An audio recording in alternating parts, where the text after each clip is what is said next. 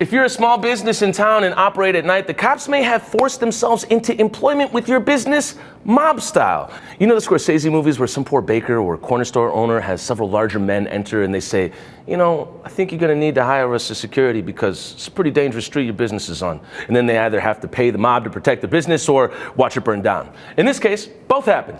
The Minnesota reformer writes, when Maya Santamaria was opening a Minneapolis club in 2003, a city worker handed her a card for a Minneapolis police officer and said, you're going to work with this guy. To get a business license, a licensing employee told her she had to hire a certain number of off-duty Minneapolis police officers to provide security.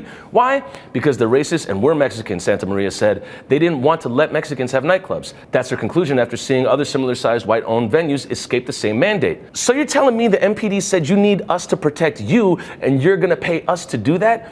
We reached out to Police Chief Paulie Cicero and other MPD officers, Jimmy Two Times, Henry Hill, Jimmy Conway, and Tommy DeVito, none of which have returned our call. Seriously, it does sound like a plot from a movie that does not end well, and it didn't. Then Minneapolis cop Derek Chauvin murdered George Floyd and the city burned, as well as El Nuevo Rodeo, the nightclub in reference, as a result of civil unrest to the city's sanctioned violence disproportionately being taken out on black bodies. And did the cops really protect Maya Santamaria's business? El Nuevo Rodeo became Minnesota's largest Latino concert venue, and while there were a few brawls, we never were a problem property, Santamaria said. MPD officers would usually sit in their squad cars, fully uniformed, and do crossword puzzles or chat with their girlfriends or spouses. Sometimes they'd leave to go help MPD with calls. They were gone half the time, Santamaria said.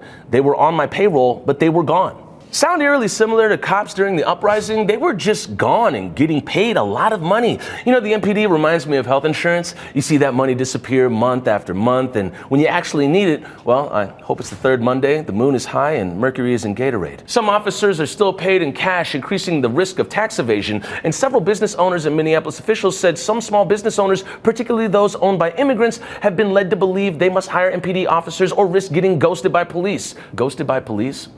What's the option with the MPD? They show up and maybe kill someone, or they don't show up at all because you didn't pay them their protection money. What is this, GTA 6? GTA 6 dropping in 2025, which will still arrive sooner than the MPD will, even if you called them yesterday. Difference between GTA 6 and the Minneapolis Police Department is the racketeering is real with the Minneapolis cops. However, in both situations, the mayor is a spineless hologram.